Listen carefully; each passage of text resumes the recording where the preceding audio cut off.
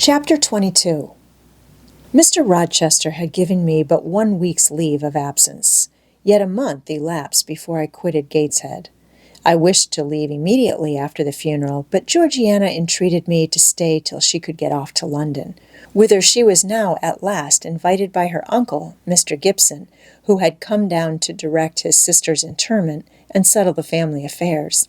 Georgiana said she dreaded being left alone with Eliza. From her she got neither sympathy in her dejection, support in her fears, nor aid in her preparations. So I bore with her feeble-minded wailings and selfish lamentations as well as I could, and did my best in sewing for her and packing her dresses. It is true that while I worked, she would idle, and I thought to myself, if you and I were destined to live always together, cousin, we would commence matters on a different footing. I should not settle tamely down into being the forbearing party. I should assign you your share of labor and compel you to accomplish it, or else it should be left undone. I should insist also on your keeping some of those drawling, half-insincere complaints hushed in your own breast. It is only because our connection happens to be very transitory and comes at a peculiarly mournful season that I consent thus to render it so patient and compliant on my part. At last I saw Georgiana off, but now it was Eliza's turn to request me to stay another week. Her plans required all her time and attention, she said. She was about to depart for some unknown bourne, and all day long she stayed in her own room, her door bolted within, filling trunks, emptying drawers, burning papers, and holding no communication with anyone. She wished me to look after the house, to see callers, and answer notes of condolence. One morning she told me I was at liberty, and, she added, I am obliged to you for your valuable services and discreet conduct. There is some difference between living with such a one as you and with Georgiana. You perform your own part in life and burden no one. Tomorrow, she continued, I set out for the continent. I shall take up my abode in a religious house near Lisle, a nunnery you would call it. There I shall be quiet and unmolested. I shall devote myself for a time to the examination of the Roman Catholic dogmas, and to a careful study of the workings of their system. If I find it to be, as I half suspect it is, the one best calculated to ensure the doing of all things decently and in order, I shall embrace the tenets of Rome and probably take the veil. I neither expressed surprise at this resolution nor attempted to dissuade her from it. The vocation will fit you to a hair, I thought. Much good may it do you. When we parted, she said, Goodbye, cousin Jane Eyre. I wish you well. You have some sense.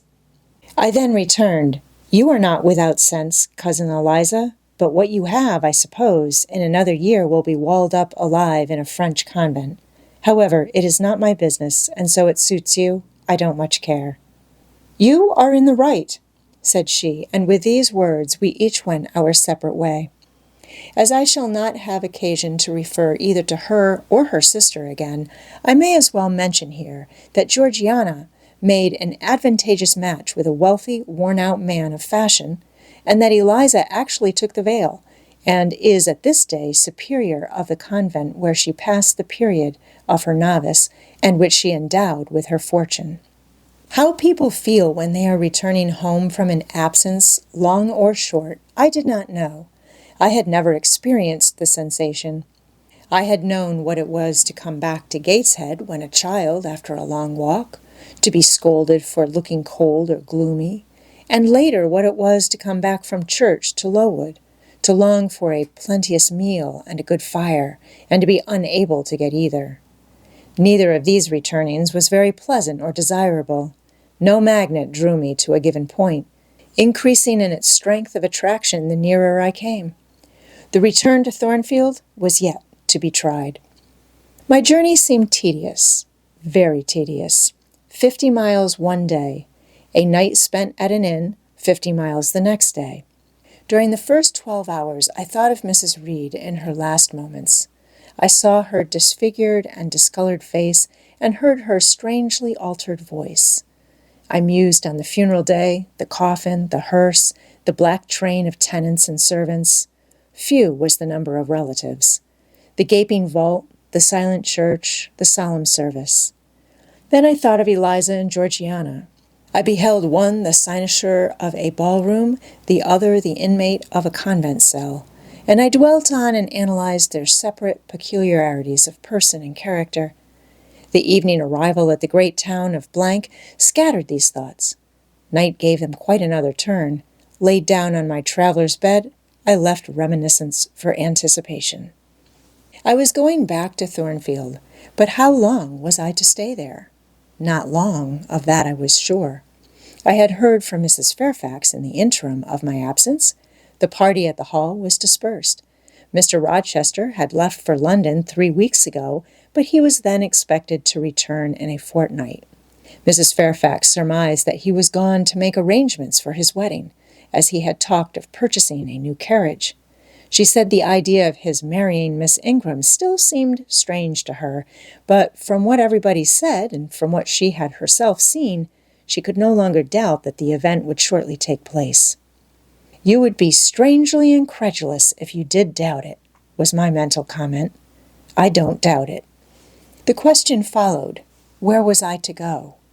I dreamt of Miss Ingram all the night. In a vivid morning dream, I saw her closing the gates of Thornfield against me and pointing me out another road, and Mr. Rochester looked on with his arms folded, smiling sardonically, as it seemed, at both her and me.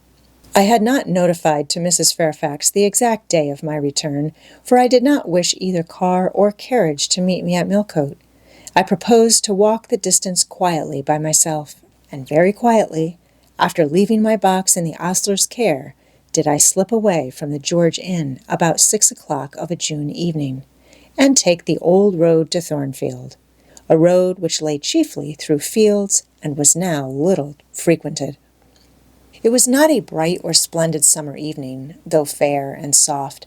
The haymakers were at work all along the road, and the sky, though far from cloudless, was such as promised well for the future. Its blue, where blue was visible, was mild and settled, and its cloud strata high and thin. The west, too, was warm. No watery gleam chilled it.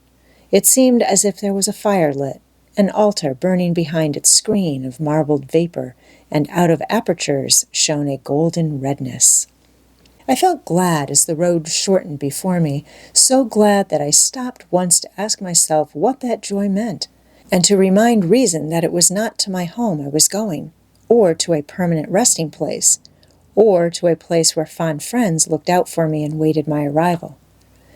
"Mrs. Fairfax will smile you a calm welcome, to be sure," said I, "and little Adele will clap her hands and jump to see you.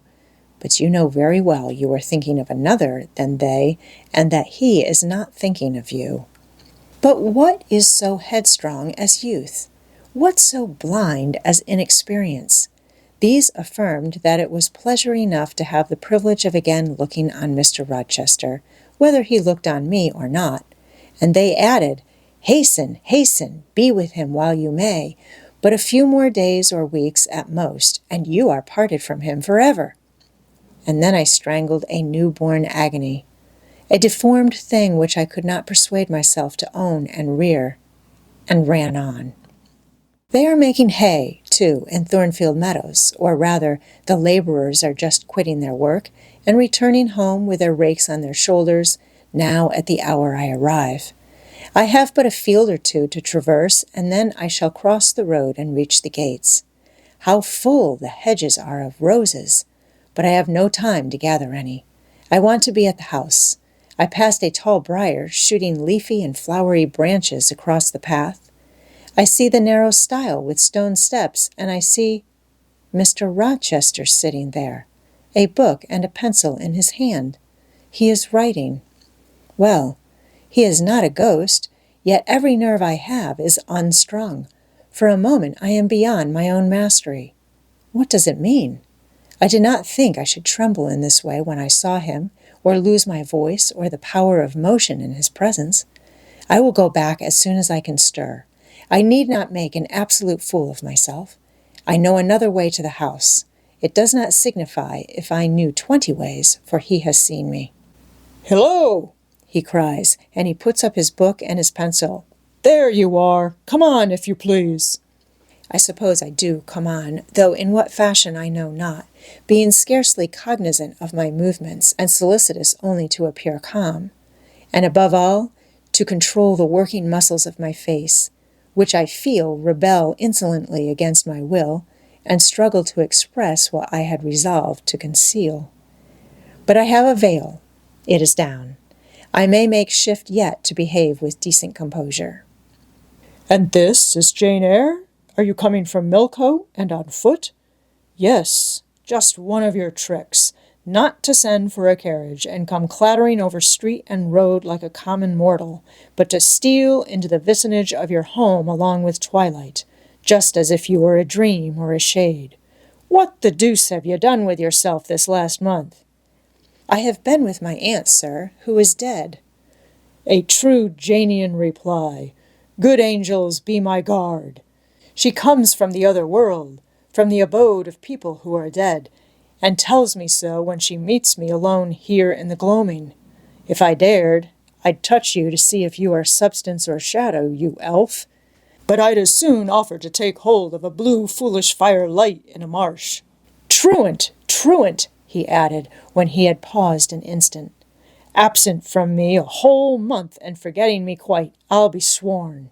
I knew there would be pleasure in meeting my master again, even though broken by the fear that he was so soon to cease to be my master, and by the knowledge that I was nothing to him. But there was ever, in Mr. Rochester, so at least I thought, such a wealth of the power of communicating happiness, that to taste but of the crumbs he scattered to stray and stranger birds like me was to feast genially. His last words were balm. They seemed to imply that it imported something to him whether I forgot him or not. And he had spoken of Thornfield as my home. Would that it were my home! He did not leave the stile, and I hardly liked to ask to go by. I inquired soon if he had not been to London. "Yes, I suppose you found that out by second sight." "Mrs. Fairfax told me in a letter." "And did she inform you what I went to do?" "Oh, yes, sir. Everybody knew your errand."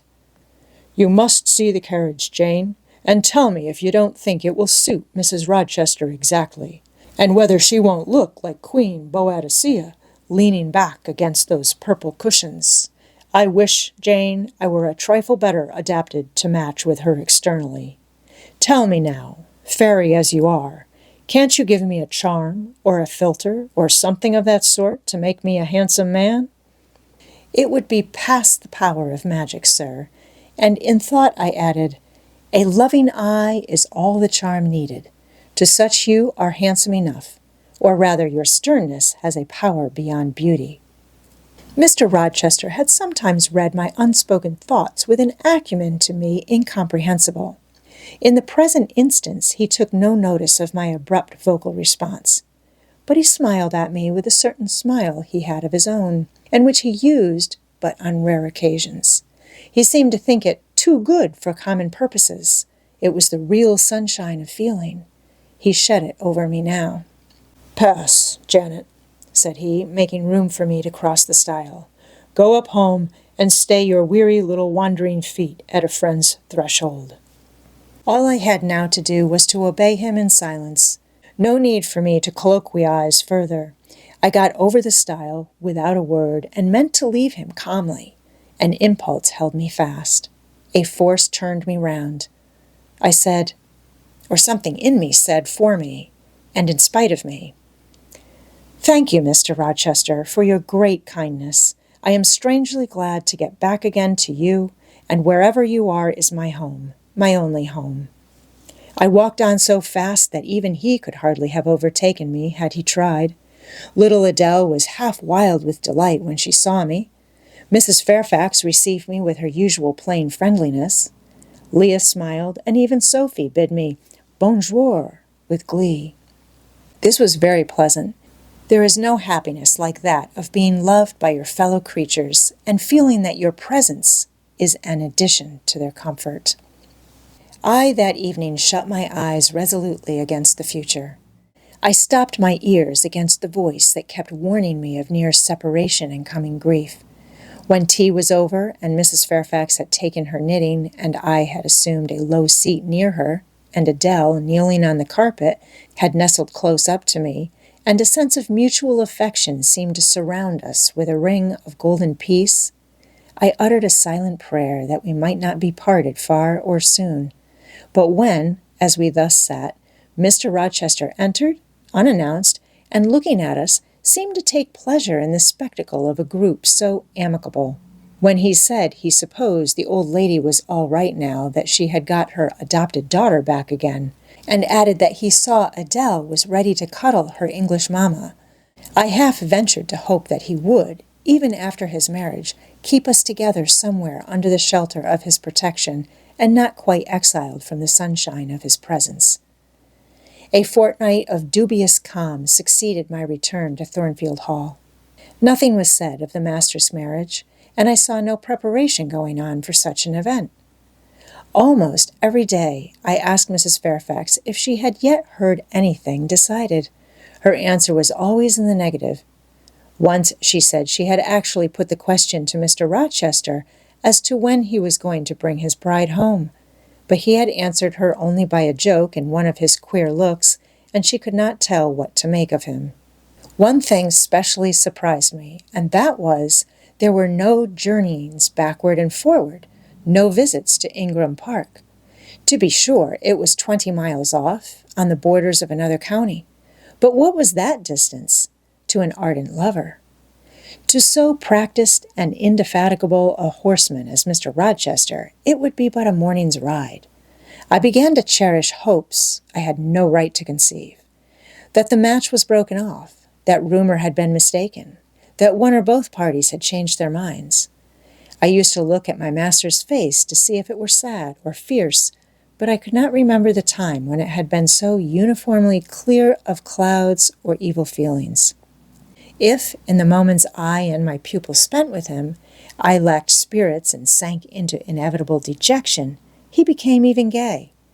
Never had he called me more frequently to his presence, never been kinder to me when there, and alas, never had I loved him so well.